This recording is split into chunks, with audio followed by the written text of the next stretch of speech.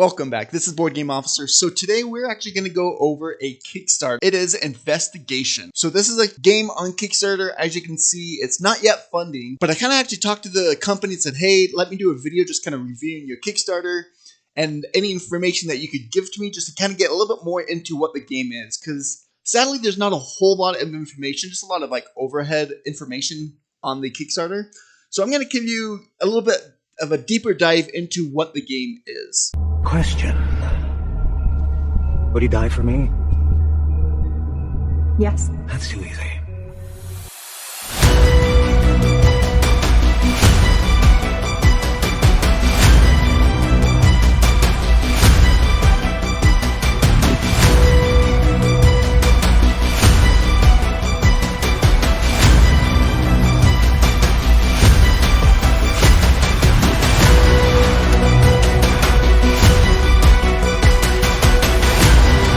Right there, the RPG board game developed by two authors, which is one of a kind, is meant to be immersive and simple for 1 to 6 players. So that's my biggest thing, is that this is created by two authors. So this is more of a story narrative campaign. However, it still has your combat, it still has your card play, damage, and everything, as well as some immersive storytelling. So you're actually making decisions that change what's going to happen in the future and everything.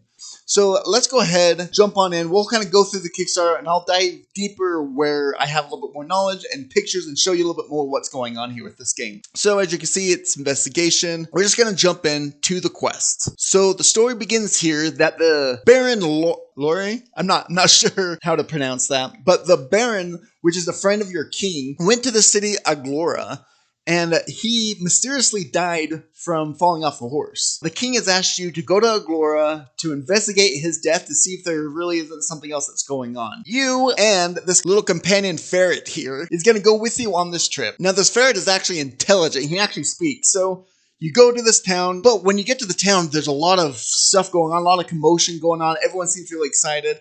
And this old man comes up to me and says, hey, welcome, are you so excited to jump into this tournament? And you're like, whoa, tournament? I'm here to talk to the Marquis, not about a tournament. What is this tournament that you talk about? And he goes on saying that this tournament is like a yearly thing. It's this big celebration tournament thing. And then he goes on to tell you that the only way to talk to the Marquis is to win the tournament, because the Marquis will always have a big dinner or some type of feast with the winner of the tournament. So you and the ferret decide that's the best way to actually go and talk to the Marquis. So you join into this tournament, and the old man kind of shows you around town, shows you all the different buildings and what they all are for. Then you go on your way. And that's where the story kind of jumps into, and that's where that quest and investigation starts from. So we'll go down into the tournament here. So this tournament is going to be a 5-day tournament. Each morning, you're going to have a trial of some sort. That could be from fighting a Cyclops to running or doing a race with horses. Right, so anything can happen within these trials. Then each evening is when you're going to have the chance to investigate and kind of go after to find more about what happened to the barn. Died from falling off a horse. Throughout both the tournament and just kind of walking around town talking to people, you're going to gain gold, some popularity, and even some clues around town. So within this tournament, you have 4 main opponents. Your 4 main opponents are the elves, you have centaurs, you have the golden knights and their code of honor, and you have Black Widow, which is a group strictly of women. So let's jump into the investigation. What is the investigation portion? As I said, every night you're going to have the chance to investigate. There are 9 different places that you could visit around town. You've got the castle, the abandoned house, the tower, dark alley, inn, tavern, chapel, stable, and post shop. Each day you can visit 5 places, of my understanding. I think it's either 5 places you could visit or it's 1 a night, so 5 of them all together. I'm not quite sure about that. Basically, you're not going to be able to look at all of these. You're going to get clues, you're going to get little hints, you're going to get things to kind of pull you one way or the other, where you want to go and who you want to talk to. As I said, throughout the tournament and everything, you're going to be getting popularity points. Those are really important throughout the investigation portion. One, certain people are only going to talk to you if you have a certain amount of popularity, as well as even during the end game, Even if you make it all the way to the marquee, if you don't have enough popularity, he's not going to listen to what you have to say. Popularity and making all the decisions is going to be super important in this game, so I really like that aspect. This is what really pulls me into this game, is this investigation portion. I think it's really kind of cool of being able to kind of like deduct out what's going on and where you need to go. Also, with the gold, you're going to go to post shop here, buy items and objects in the evening as well. And also with this, each day you're actually going to level up. So I have here the stats for leveling up. I just kind of want to show you this to show you how much you're leveling up each day and the big difference that it can make. As you see here, so each level has a color associated with it. So level 1 is gray, level 2 is green, blue, yellow, and final one is red. And this is the barbarics. This is your skill level and your life. How much life you have and how much skill you have. As you can see, the barbaric starts with 3 skill and 15 health. But by level 5, day 5, he's got 7 skill and 41 life. So as you can see, you're really leveling up. And I think that's cool that it feels like leveling up is actually doing something. And as you can see, there's 4 and then you got a dark line here. This is because these 4 here are going to be within your base game. The monk and minotaur that you could play as are going to be expansions that you can get in the game. So next up brings the battle. In the evening, we're doing the investigation. Now, in the morning, we're going to this battle competitions and everything. So this is where we're going to get a little bit more into the meat of what's going on in this game.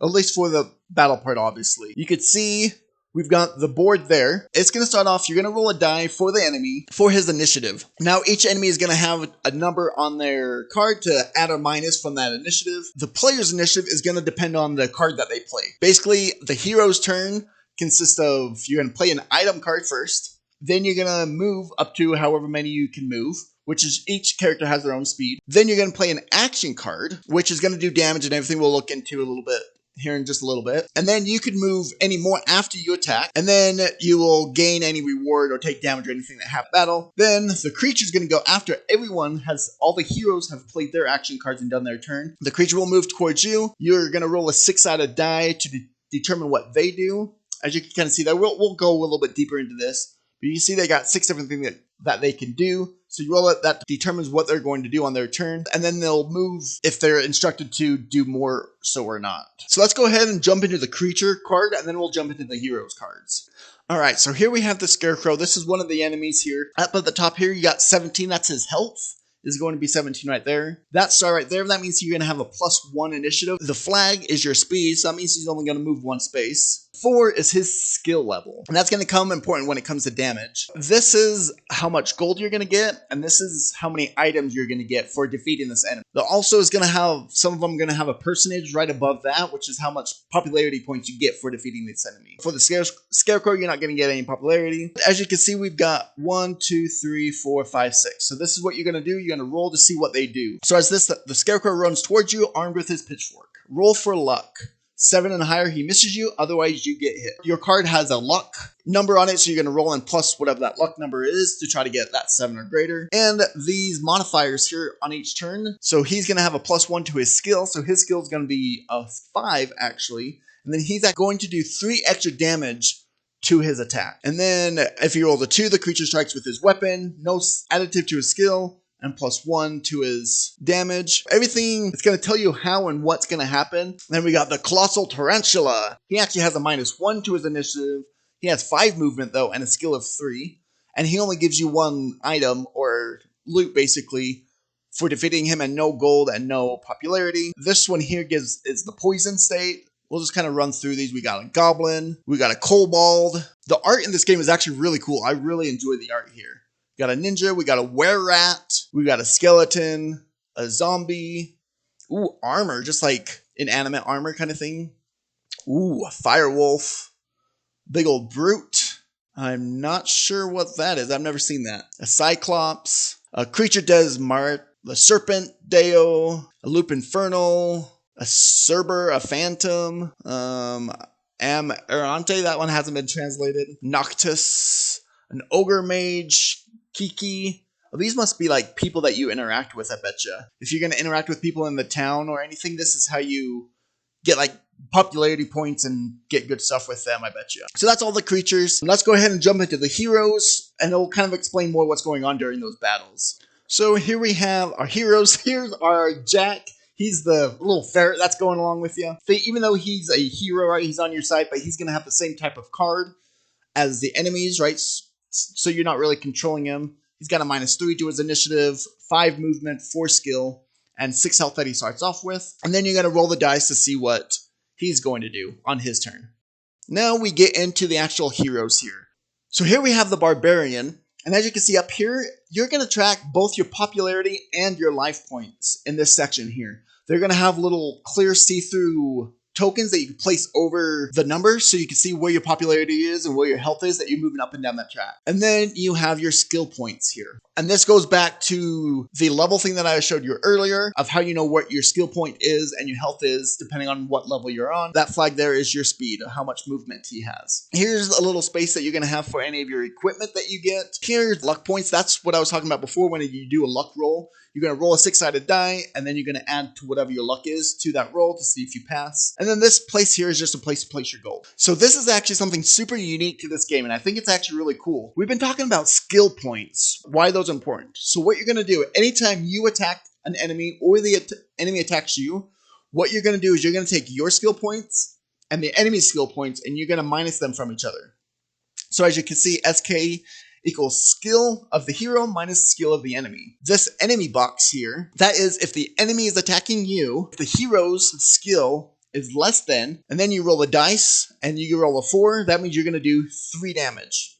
Oh, the enemy will do 3 damage to you. Enemy is weaker, then you're only going to do 1 damage if you roll that 4. When you're attacking, if you are stronger, the hero has a stronger or higher skill level, then you roll a 4 and you're going to do 4 points of damage, plus whatever modifier you have with your cards that you play. So it's going to change every time depending on what cards you play and what you roll for them to do of where that skill level is going to be. And then, of course, what you roll for the damage. I really like that aspect because instead of just rolling for damage, it really makes it different, right? That you're trying to manipulate your skill points, and then it's still up to that roll. I love rolling dice, so I think that's always a fun part. So let's just run through all the different heroes real quick just so you can kind of see them. So that was the Barbarian. The next one is the Druid that we have. She's got 2 movement, a little less skill, and everyone's fighting area, fight grid is the same. But everyone is going to have their individual deck, which we'll go over their cards here in just a second, to make this a little bit more different. Then we have the Sorcerer, we have an Archer. So those 4 are the 4 base ones. The next one we have the Minotaur. The fact that you could play as a Minotaur is awesome. I want to be that character because that just sounds like fun. As you can see, he's only got 1 luck.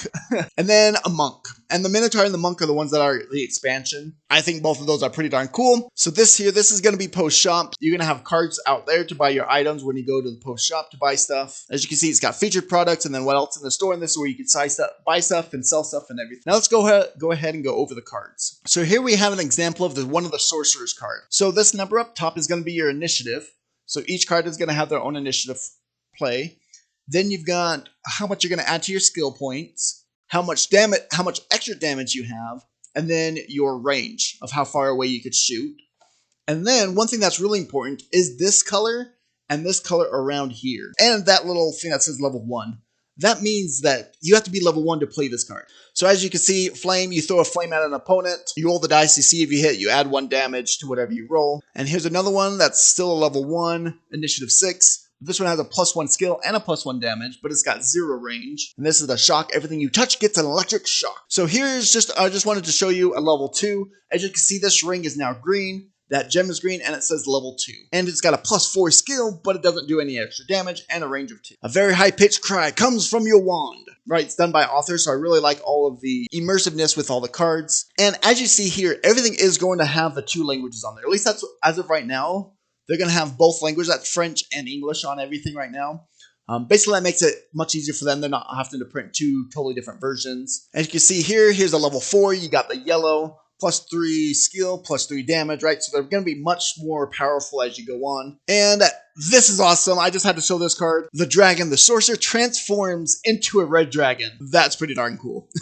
With a +5 skill and +4 damage and a range of 2. That's pretty cool. I love dragons. I love the fact that he turns into a dragon, not only summons one, but turns into one. There's a little quick overview of the cards. Each hero has their own deck of cards. So, and that's what makes each character so different, is they're each going to have their own deck, which does their own things. So it's actually really kind of cool in that way. I just kind of want to show off some of the art here, because the art, like I was saying, is super cool in this game. So here's all the art for the sorcerer here.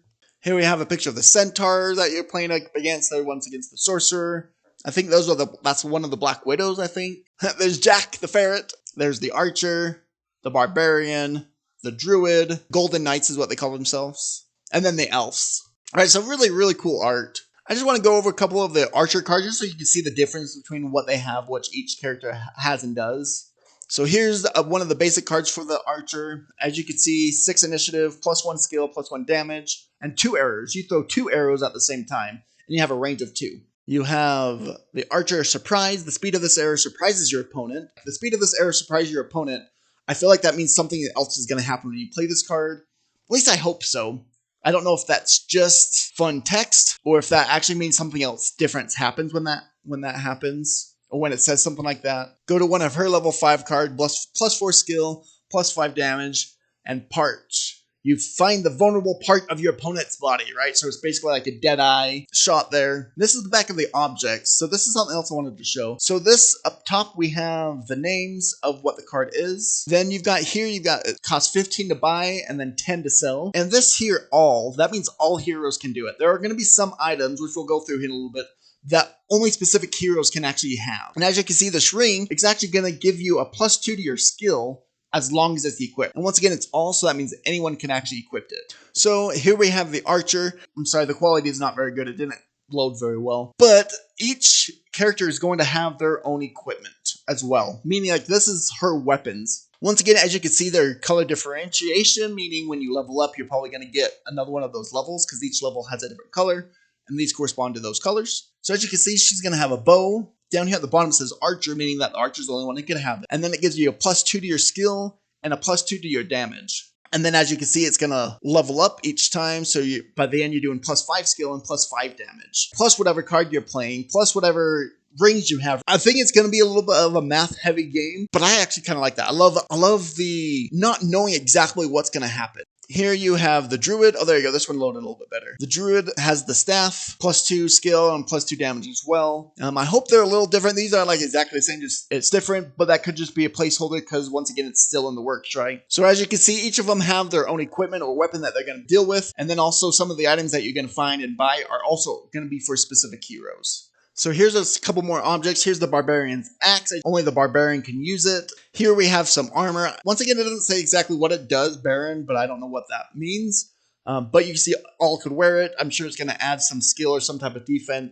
Here it's life +2, so you gain 2 health. They only cost 1 gold, and everybody can have it. Some anti-poison, just for one and all can hold it.